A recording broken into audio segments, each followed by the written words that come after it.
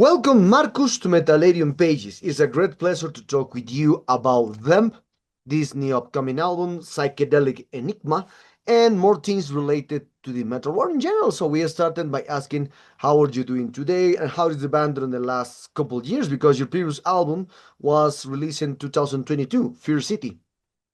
Yeah, so normally we recorded an album every 2 years. So this time we needed 3 years, which is still, I think, okay. I think most bands usually take 3 to 4 years until they record a new album. So yeah, we just took a little break. So usually when we release an album, I already start writing the next one because that's how it works. But this time I think I just needed a break and we wanted to come up with something new, Mhm. so that we don't repeat ourselves, something a little bit different. Yeah, we had some talks and then I started, yeah, probably a year later with the songwriting. So, and then you know how that is. It always takes a couple of months to record everything. And then the label also, yeah, it takes another 8 to 12 weeks for the promo and for the vinyl and everything. So in the end, as soon as the album is out, it's yeah, probably old to me. So Mhm. already work on totally different stuff. But yeah, I mean it's always nice when everything's done and you can just yeah, you expect what people say or if people like it or not. I mean in the end you can change it if people don't like it. But it's always nice when everything is together and the promo starts and then you see all the interviews coming in. And yeah, so it's another chapter. So doing pretty good. Thank you. Oh, okay. Interesting, interesting. So, and in this topic, you said it when you said it so that you well, they like you are scheduled like each 2 years release an album, and I saw that is right that you released your first album 2016, then 2018, so now 2020, 2022. So, why are you trying to continue to, for example, to release each 2 years a new album? So there is a special meaning behind of these each 2 years, perhaps to maintain the band continue recording. Who knows? Yeah, not really. To be honest, there wasn't really a plan. It was just that I usually write way in front. So Mhm. you can tell when we release an album, I probably wrote the last song. I mean, I don't write the lyrics and the vocal lines, but I write most of the music. Mhm. So usually I'm done with everything probably a year or 1 year and a half before the album is finally out. So there was never a plan to release something every 2 years. I mean, we talk to our label, but there isn't a deal that we have to release an album every 2 years. We just clicked and it's very easy because the guys that we live on different continents, obviously, but all the guys in them are really professional. I mean, we like each other. It's very uncomplicated to communicate. And because you just know when you do something that everybody's able to give his best and that it also works out. So it's very reliable. So if somebody in the band says something, he usually also does it. And that's not typical in every band. I mean, I am in a couple of different bands, and it's not always that easy. Sometimes people are lazy or they have another life. I mean, they have family and kids and everything. But with them, it was always very, very uncomplicated when it comes to that. So it's pretty easy. I mean, it's really not stressy. The stress starts as soon as you record everything, and then there's a certain deadline because you know, okay, the album should come out in October. That's something we did on purpose, that all the albums are out around Halloween. It's always every album is out in late October. That was the only thing we kind of planned to do. But then that also means you have to start with the recordings in January, February at the latest, because everything takes time. and you need the cover artwork and everything. And there's always a little bit stress because most of the people are like, yeah, when do you need the cover? When do you need the mix? And then you say a date and they're like, yeah, I'm probably a little bit late. I had some problems here and there. So there's always a little Okay. bit stress, but usually it works out. And I'm a, I'm kind of a control freak. So in the end, it always works. So now we have that same thing with the lyric videos. Every lyric videos or every lyric video we release, it's like at the latest point in time where you can really say, okay, that's the video. Now take it and upload it. Means there's the next one and it will be out on, I don't know, October 10th or something. And it's still not done, of course. I think he didn't even start until now. Okay. Okay. But Okay. yeah, but in Okay. the end, it works as long as the people are reliable and you know with what kind of people you work together and you know the guys, then you know, okay, they probably take a little bit longer, but in the end, it finally works out. So it's not stressy. Hmm. Okay, I understand. I understand. So, and one thing that you said that is right because the band has a different members in different continents, like in US and also Germany. So, how will work, for example, a gig with and a gig or tour or specific dates because to them split just specific dates for live presentation or in this case festivals.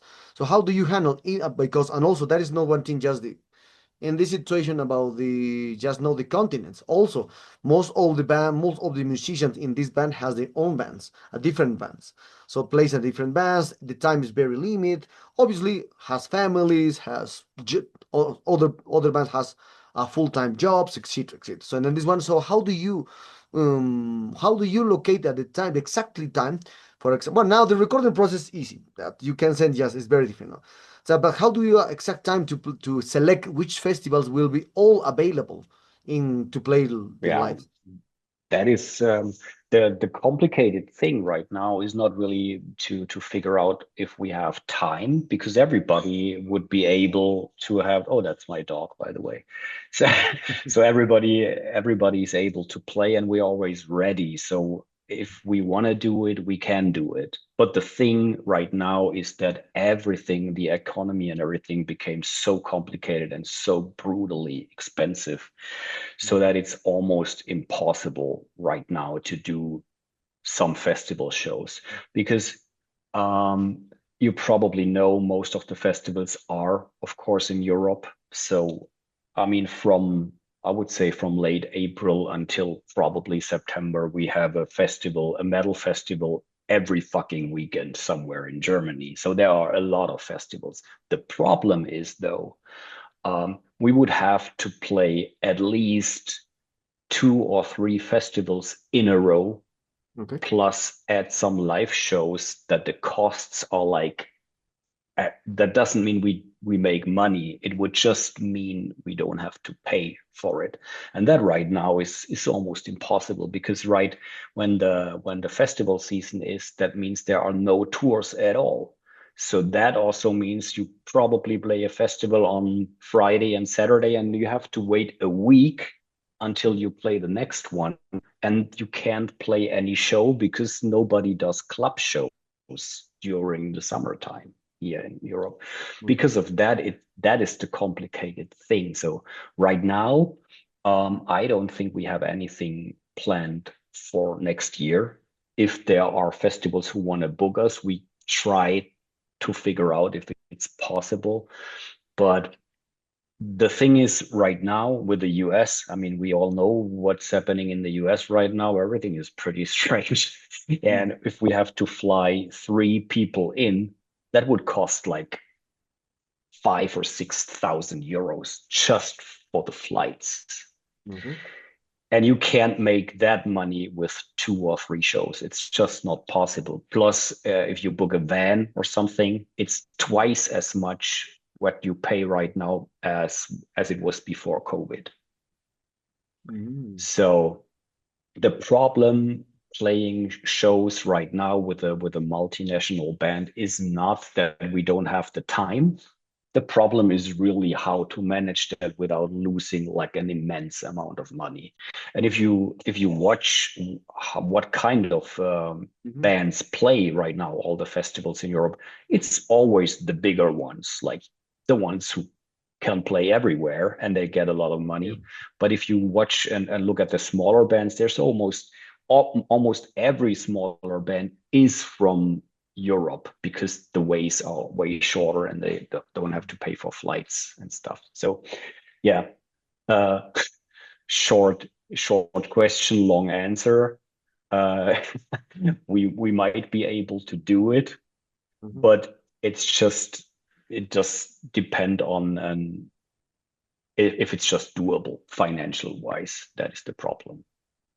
It's Okay, probably okay. easier to fly to the States for us. But the other thing is we also get like gig offers from the States because, of course, some members are from the United States. So we have a lot of fans.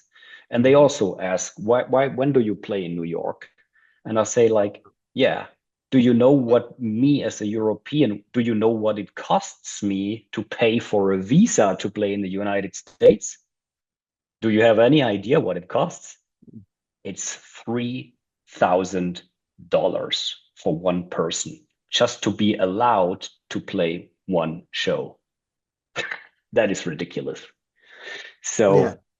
So shows in the US just not possible. Thank you, Donald. Oh, okay, yeah, yeah, that is too. And this one that is too expensive. Here, 3,000 is too expensive. Well, here in Latin America, it's like the same. Like for to play for a visa is like 3,000 for in our obviously in our coin. So, well, now talking about other kind of topics and more the history of the band, because you started this band started in 2008, then the band well so close at 2011, then you returning back in 2014, and then we have more albums on your career. So that's but at the beginning you never release an album. Completely, you started release albums since you returned in 2020 in 2014. So what at that moment what's going on? So why the band at the beginning never release an album? In the first 3 years, and then when the band returned, Oh, it's a full release in this one. that is a pretty easy answer because way back when the band was founded, it Mhm. was just a tribute band. So the only member that is in the band right now is Troy, the singer. Mhm. He founded the band in 2008 and they just played. That was an American band, totally different members with him as a singer.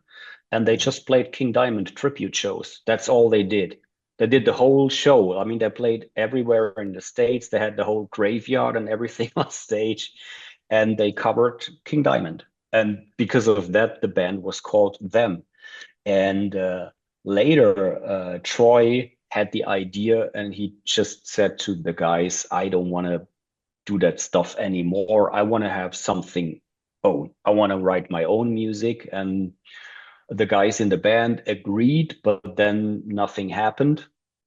And when I met Troy, when I played with my other band that was then still existent, I played a festival in the States and I met Troy. That was a coincidence.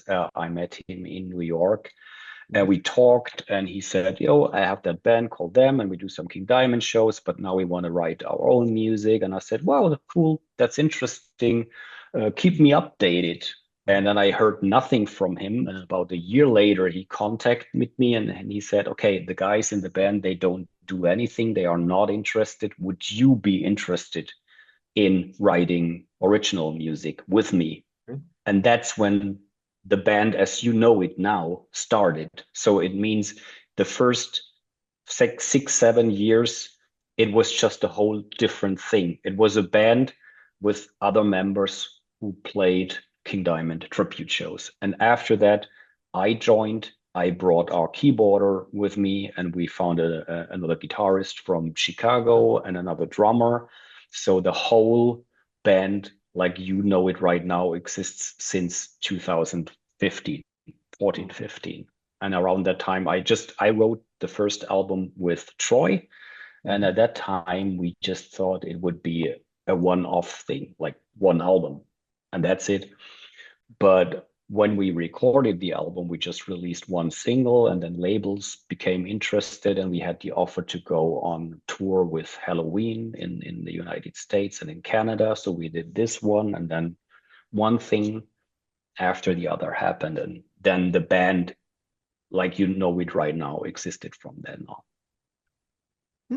Okay, And we interesting. started writing a second one and a third one, but the origins of the band are something totally different.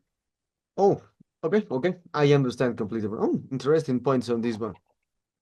So now, well, the band has now in your career has 5 albums in your career at this moment. So for you, uh, if we try to relate this concept with a one word in your discography, which word will be? For example, Sweet Hollow is the furious one. Manor of the Sea of the Seven Gables is like the technical one, something like that. So especially a sensation and feelings that the one listener, because as you can see, the people now with spend attention try to relate just one song or one concept with one album. Yeah. So you want one word, one expression for every album. Correct. So, okay, I would say the first one was an experiment. Mhm. I would say the second one was Mhm. our thrash revival, Okay. because that was the time when we said, okay, that King Diamond thing, I mean, it is funny, but we want to do something completely on our own, and we don't want to have that comparison. So the third one was the thrashy one. I would say number 3 was the major one, because we were where we wanted to be. Number 4 is the 80s one, because it played in the 80s. It's the 80s album. Okay. And the new one, I would say, is the new chapter. Okay. Okay. Okay, I understand. Now, so now, well, as you said it, well, the promotion for live presentation, there will be a little hard in this one because they're living in different continents. So, but what kind of plan of promotion do you have for this psychedelic enigma? Perhaps some gigs there, yeah, now confirmed, or what kind of plans do you have in general? Yeah, there's nothing special.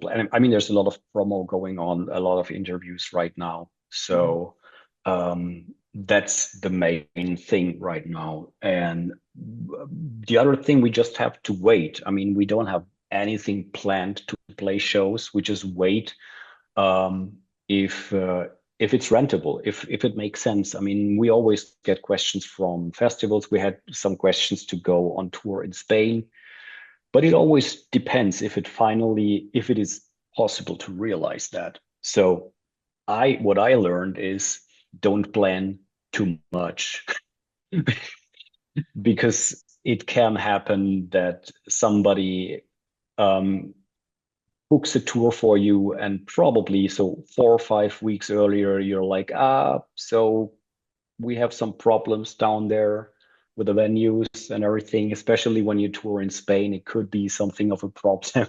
It always happens. So no, we absolutely have no plans Mhm. to do anything live next year. But if it happens, it happens. I mean, we did it. We did it. We played 3 tours in Mhm. them, so we are able to do it as soon as we know, okay, it does work. Then I have a rehearsal room here in Germany. I fly the guys in. We rehearse 1 day or 2 days, and that's enough, and then we can play it. That's the same thing as we did it last time, or last few times. Okay, okay, okay.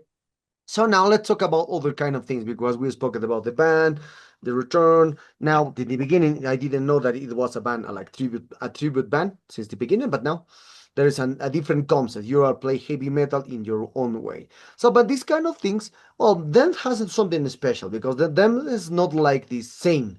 As you can see, there is like we are hearing bands or albums that sounds like the 80s, like Iron Maiden, like an Angel Witch.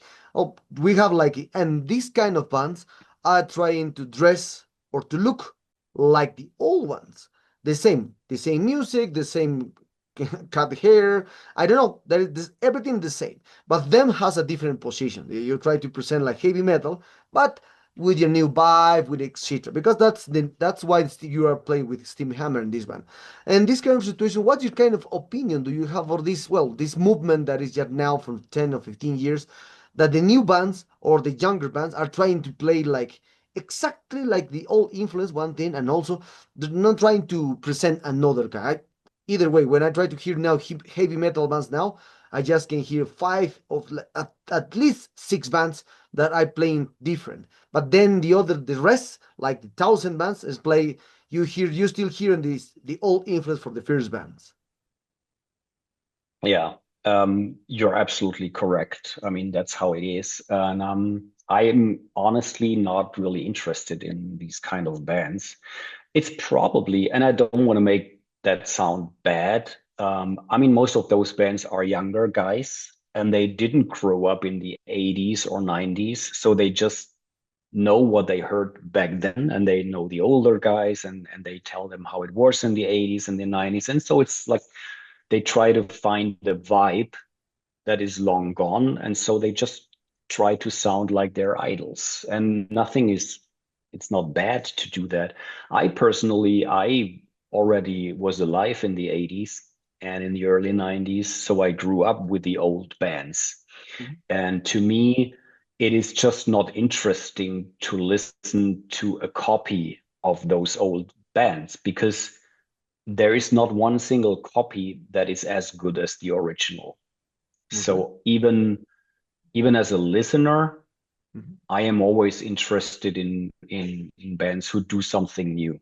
So I still listen to the old stuff. I mean, I have a large record collection. I know all the younger bands, but when they are younger, for the younger bands, I probably listen to different kinds of music. Like people who try to do something new, or they take something old and try to make something new out of that. But I mean, I'm just not interested in listening to a band that sounds exactly like Iron Maiden or Accept or Saxon or whatever, because I already know that these bands. And they released the original albums. I mean, no band who copies Maiden will be able to top an album like Somewhere in Time.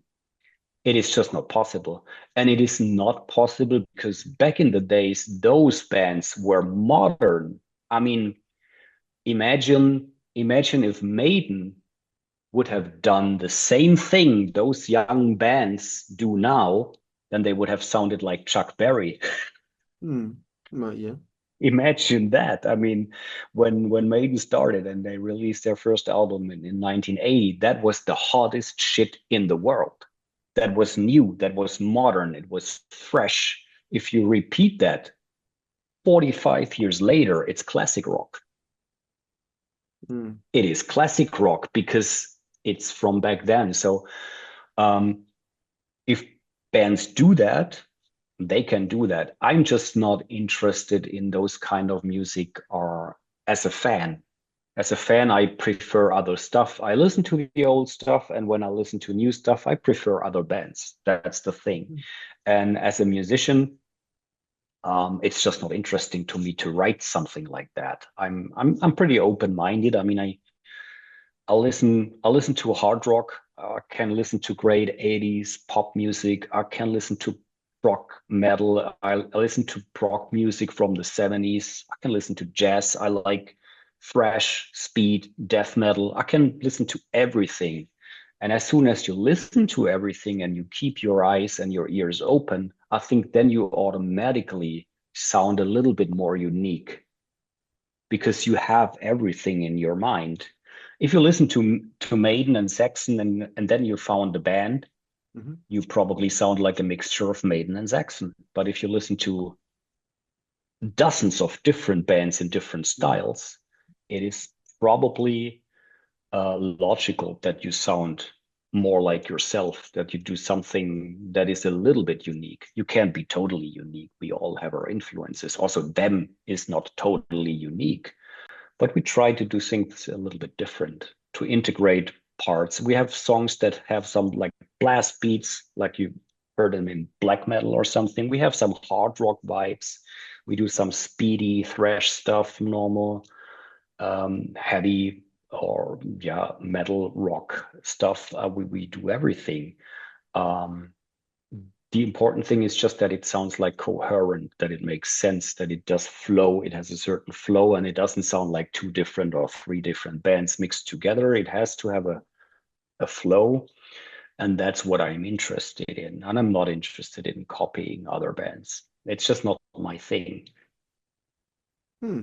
Okay, okay, okay. So we are very close to this interview, Marcus. And for this one, another kind of thing that you said is now to that there is like a lot of bands now releasing albums, releasing records. It's impossible to catch up. Even we are working as a media, but it's not possible to catch up all these kind of releases. Mostly all medias are trying to focus on the bigger bands, the medium bands, or well-known bands in general.